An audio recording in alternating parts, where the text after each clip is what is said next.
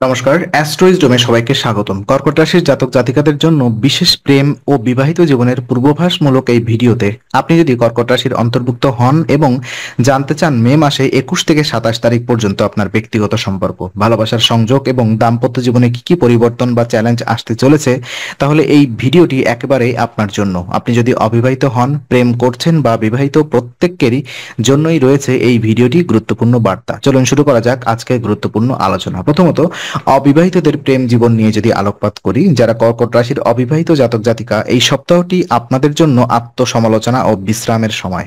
মানসিক চাপ, সিদ্ধান্তহীনতা এবং আবেগের তারতম্য আপনাকে কিছুটা বিচলিত করে তুলতে পারে। তাই প্রথম পরামর্শ হচ্ছে, এই সপ্তাহে নিজেকে ভালোবাসুন, বিশ্রামে রাখুন এবং নিজের মনের কথা শুনুন। যদি আপনার জীবনে নতুন কোনো বন্ধুত্ব বা সম্ভাব্য প্রেমের সম্পর্ক তৈরি হয়, তাহলে তাৎক্ষণিক সিদ্ধান্ত না নিয়ে সময় নিন। একে অপরকে বোঝার সুযোগ দিন, কিন্তু নিজের আবেগকে যেন সম্পর্কের ভিত্তি না বানান। চন্দ্র রাশির উপরে শনির প্রভাব আবেগকে সংবেদনশীল করে তুলতে পারে, তাই আবেগ নিয়ন্ত্রণে না রাখতে পারলে ভবিষ্যতে ভুল সিদ্ধান্ত হতে পারে। এই সময় শিক্ষকদের বা অভিজ্ঞ কাউকে মেন্টর হিসেবে মানলে উপকারে আসবে। তাদের পরামর্শ অনুসরণ করে সম্পর্ক বিষয়ে আরো ভালো ধারণা পেতে পারেন।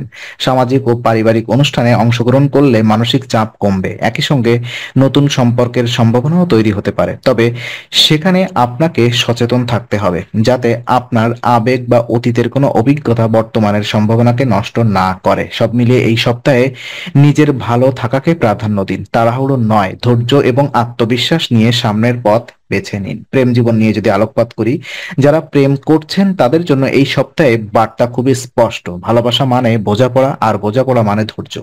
মানসিক চাপের প্রভাব আপনার আচরণে প্রতিফলিত হতে পারে, যার কারণে সঙ্গীর সঙ্গে খুঁটিনাটি বিষয়ে মতবিরোধ হতে পারে। এই সময় আপনার সম্পর্ককে সুরক্ষিত রাখতে একে অপরের প্রতি সহানুভূতিশীল হওয়া অত্যন্ত জরুরি। চন্দ্র রাশির উপরে শনির প্রভাব আপনাকে কিছুটা বিষণ্ণ বা চুপচাপ করে তুলতে পারে। এটা আপনার সঙ্গীর মনে সন্দেহ বা দূরত্ব তৈরি করতে পারে যদি আপনি খোলামেলা না হন। পরিবারের সঙ্গে সময় কাটানো, সঙ্গীকে পরিবারে অন্তর্ভুক্ত করা বা একসঙ্গে কোনো সামাজিক কার্যক্রমে অংশ নেওয়া সম্পর্কের বন্ধনকে দৃঢ় করবে। এটি মানসিক ভারসাম্য ফিরিয়ে আনবে এবং ভালোবাসার জায়গা আরো সুদৃঢ় করবে। আর্থিক লেনদেন ও ঋণের ব্যাপারে সতর্ক থাকা আবশ্যক। সঙ্গীর সঙ্গে আর্থিক বিষয়ে খোলামেলা আলোচনা করুন, যেন কোনো ভুল ত্রুটি বা ভুল বোঝাবুঝি না হয়। প্রতিশ্রুতি যদি দেন, তা বাস্তবায়ন করতে পারবেন কিনা তা আগে চিন্তা করুন। এই সপ্তাহে সম্পর্কের ভিত্তিতে আরো মজবুত করার জন্য প্রয়োজন ধৈর্য, আন্তরিকতা এবং সংবেদনশীলতা। ছোটখাটো ভুল বোঝাবুঝিকে গুরুত্ব না দিয়ে সম্পর্ককে সময় এবং ভালোবাসা দিন। বিবাহিত জীবন নিয়ে যদি আলোকপাত করি,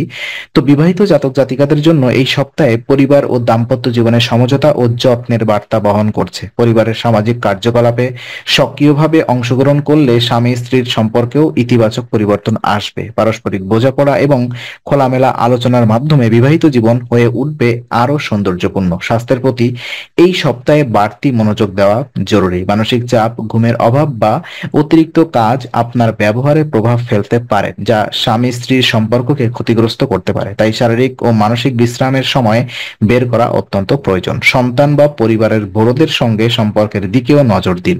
তাদের চাহিদা বা আবেগকে গুরুত্ব দিন, এতে ঘরের পরিবেশ আরো শান্তিপূর্ণ হবে। একই সঙ্গে আর্থিক বিষয়ে সতর্ক থাকতে হবে, বিশেষত যেসব জায়গায় ঋণের বিষয় আছে বা কেউ আর্থিক সহায়তা চাইতে পারে। এছাড়াও এই সময় শিক্ষক ও পিতামাতার পরামর্শ আপনার বিবাহিত জীবনকে স্থিতিশীল করতে সাহায্য করতে পারে। দ্বিধা না করে তাদের সাহায্য নিন। মানসিক ভারসাম্য ও সম্পর্কের স্থায়িত্ব বজায় রাখতে অভিজ্ঞদের মতামত অত্যন্ত কার্যকর হতে পারে।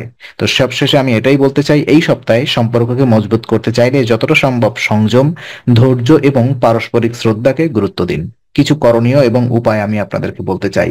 তো এই সপ্তাহে কর্কট রাশির প্রেম ও বিবাহিত জীবনে ভারসাম্য ফিরিয়ে আনতে কিছু সহজ ও কার্যকর করণীয় রয়েছে। প্রথমেই বলি, প্রতিদিন নিয়ম করে 21 বার ওম চন্দ্রায়নায় নারায়ণায় নমঃ, ওম চন্দ্রায়ণ নারায়ণ মন্ত্র জপ করা মানসিক প্রশান্তি, আবেগের নিয়ন্ত্রণ এবং সম্পর্কের স্থায়িত্বে সহায়ক। এর পাশাপাশি মানসিক ও শারীরিক বিশ্রামের গুরুত্ব রয়েছে এই সপ্তাহে সবচেয়ে বেশি। আপনি যদি নিজেকে বিশ্রাম না দেন তাহলে কাজের চাপ এবং সম্পর্কের টানাপোড়েন থেকে নতুন সমস্যা সৃষ্টি হতে পারে। নিয়মিত ঘুম, মেডিটেশন ও হালকা ব্যায়াম আপনার মন ও শরীরকে শান্ত রাখতে সাহায্য করবে। আর্থিক লেনদেন, ঋণ গ্রহণ বা দেওয়ার বিষয় নিয়ে সচেতন থাকুন। কারোর প্রতি আবেগের বশে আর্থিক প্রতিশ্রুতি দেওয়া বা কাউকে ঋণ দেওয়া থেকে বিরত থাকুন, না হলে পরে পস্তাতে হতে পারে। প্রতিটি আর্থিক সিদ্ধান্ত নেবার আগে পরামর্শ নিন এবং ভবিষ্যতের ঝুঁকি বিবেচনায় নিন। পরিবারের সঙ্গে সম্পর্ক আরো দৃঢ় করতে সামাজিক ও পারিবারিক অনুষ্ঠানে অংশগ্রহণ করুন। এতে আপনার মন যেমন হালকা হবে তেমনি সম্পর্কেও ইতিবাচক প্রভাব পড়বে। কারোর সঙ্গে ভুল বোঝাবুঝি থাকলে তা মিটিয়ে ফেলুন।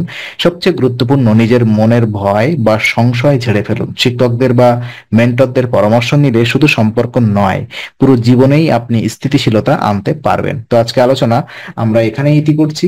আমরা আশা করি এটি আপনার মনে নতুন কিছু আলোর সঞ্চার করেছে। যদি ভিডিওটি আপনার ভালো লেগে থাকে তবে লাইক দিতে ভুলবেন না। আপনার মতামত জানাতে কমেন্ট করুন এবং প্রিয়জনদের সঙ্গে শেয়ার করে তাদের জীবনেও আলোর বার্তা পৌঁছে দিন। আর অবশ্যই আমাদের চ্যানেলটি সাবস্ক্রাইব করুন, কারণ এখানে আমরা প্রতি মুহূর্তে নতুন আলো ও জ্ঞানের কথা নিয়ে আসি। আবার দেখা হবে, ততক্ষণ ভালো থাকুন, শান্তিতে থাকুন। নমস্কার।